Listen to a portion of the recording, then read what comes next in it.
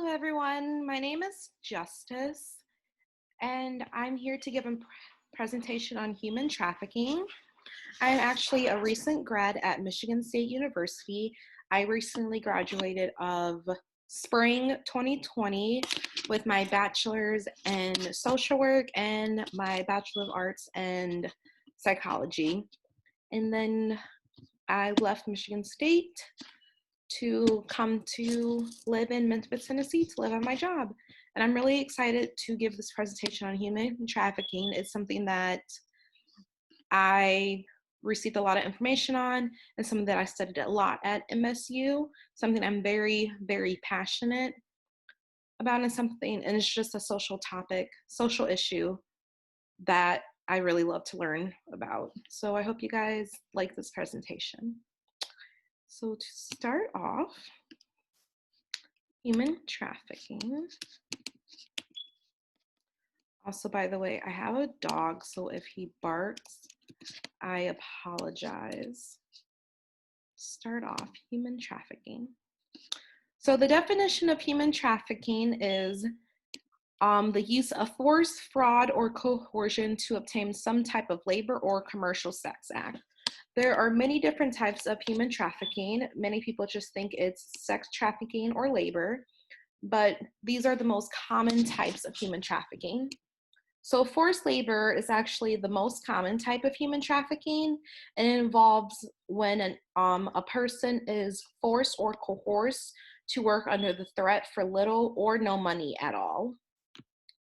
Then bonded labor, which is also known as debt bondage, that is also a common form of forced labor, and it is when a person is forced to work to pay off a debt, or the value of their labor often exceeds the value of the debt itself. So it often includes immigrants, victims of war, or socially economically disadvantaged people. And they often have no choice but to enter this type of bonded labor in order to meet their basic needs. Sex trafficking, which most people think of when they think of the term human trafficking, is forcing, deceiving, or coercing a person to perform any commercial sexual act, which they perform these acts exchange for any item of value including drugs, clothes, foods, or shelters. And the majority of the victims in this act are often females, but males are victims as well. Forced marriage, which most people don't really hear about, is when both parties in a marriage enter without full, free, or informed consent. It's not often done here in the United States, but there has been 3,000 suspected forced marriages cases between 2009 and 2011. And forced marriage is not the same as arranged marriage, because arranged marriages, both parties provide consent, which forced marriages involves coercion. Child soldiers. This is when children serve in an army, conflicts as any form of human trafficking, and the soldiers often work on the front lines of conflict, serving as lookouts and messengers or participating in active combat. And this is for children who are not 18 or over. The last one is forced child labor, and this is when children are enslaved to work in factories or any type of labor, and they're exploited for their work for someone else's gain. So DMST is domestic minor sex trafficking, which is buying, selling, or trading of minors in sexual services. And the forms of DMST includes prostitution, pornography, stripping, and other sexual acts. And SCEC is commercial sexual exploitations of children, and this is a form of child trafficking, which refers to people under the age of 18 who agrees to engage in or offers to engage in sexual conduct in exchange for anything of value, including money, food, education, or care. Now with this, even if a person is, say, 16 years of age and they agree to perform a sexual act, as in prostitution, they are still a victim of SEC because they are under the age of 18. And a lot of children who perform in survival sex, as in prostitution, sex trafficking, pornography, sex tourism, mail order brides, stripping, or performing in sex venues, if they are under the age of 18, this is still a commercial sexual exploitation of children because they are not over the age of 18. They may consent, but they are still not over the age of 18, so they are still a victim of this. Now, there are many different warning signs for sex trafficking, but these are the most common warning signs of sex trafficking for children. So if a child has a significantly older partner, as in a boyfriend or a girlfriend, that could be a warning sign. If they show signs of physical trauma, as in if they have like marks around their neck or like black eyes or any form of physical trauma, that could be a sign. If they have emotional trauma, as in they show more signs of fear, anxiety. If they are a chronic runaway, this is a huge warning sign because many children who run away are often found in performing survival sex since they are out on the street and don't have any form of income. If the youth is currently experiencing homelessness, this goes with the chronic runaway as well.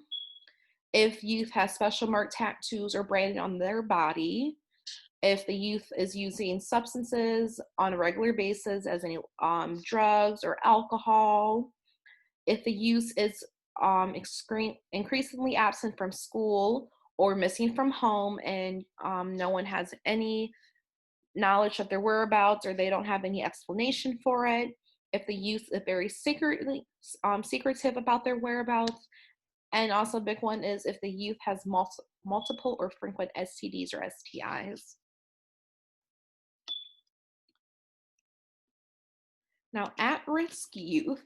So just so you guys are aware, at-risk youth, every single child is at risk for the simple fact that they are under the age of 18. No child is safe from commercial sex trafficking or any form of human trafficking because every child could potentially become a victim. So every child, you have to view them as if they are at risk, but there are children that are more vulnerable to be in these situations than other children. So these children who are more vulnerable are children who are in the foster care system, children who identify as LGBTQIA+, homeless or runaway children, children with disabilities, and that's physical and mental disabilities, children with mental health or substance abuse disorders, children with a history of sexual abuse, children with a history of being involved in the welfare system, children who are identified as Native, as in like Native Americans, and also children with dysfunction in their families. These are vulnerable youths just because these are the type of children that the people usually prey on to get them involved in these types of sex acts.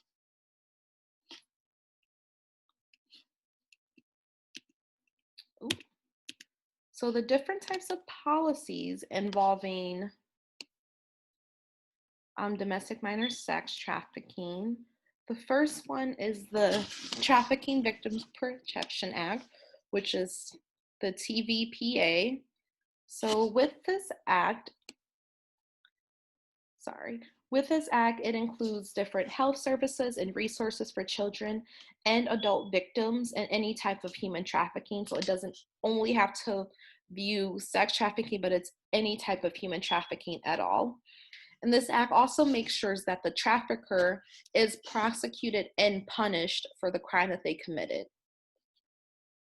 Another policy is the Preventing Sex Trafficking and Strengthening Families.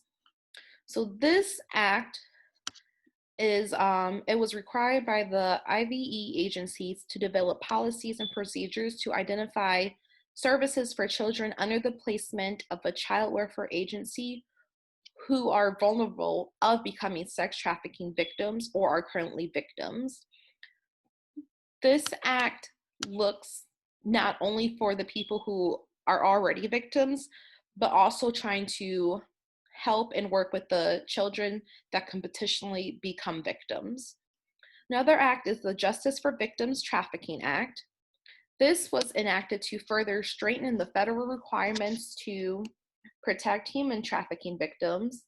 This act actually amends the first one, which is TVPA, and it allows victims that are that are not U.S. citizens and that are permanent residents who are victims from severe trafficking to obtain resources without a certification of their victim status.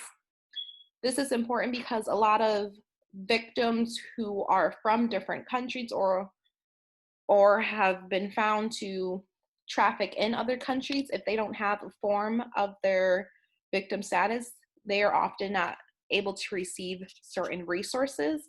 But this act is allowing people to receive the resources even without their victim status. It also expands the definition of child abuse to include human trafficking and child pornography under the Victims of Child Abuse Act.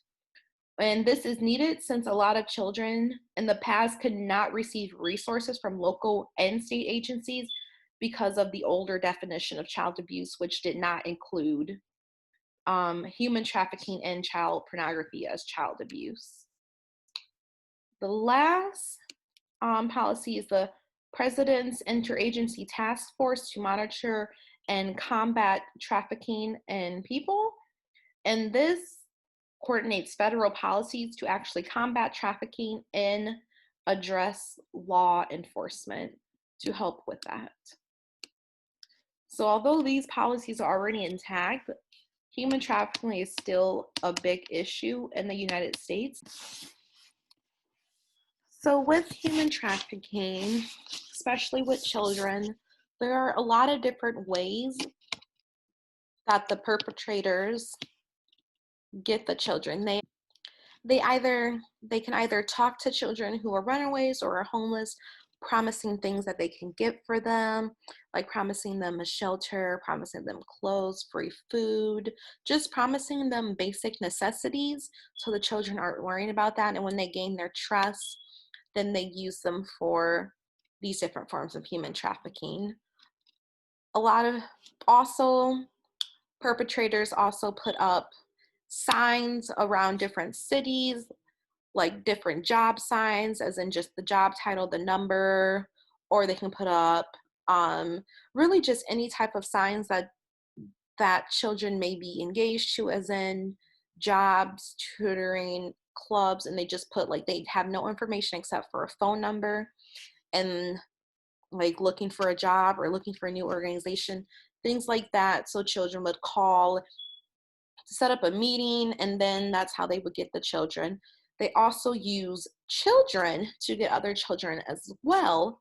For example, children who are already involved in human trafficking, they may use those children to go out and find new victims, as in those children go to like a playground, gain the trust of those children, because it's known that children are often more willing to trust their peers than a stranger that is an adult.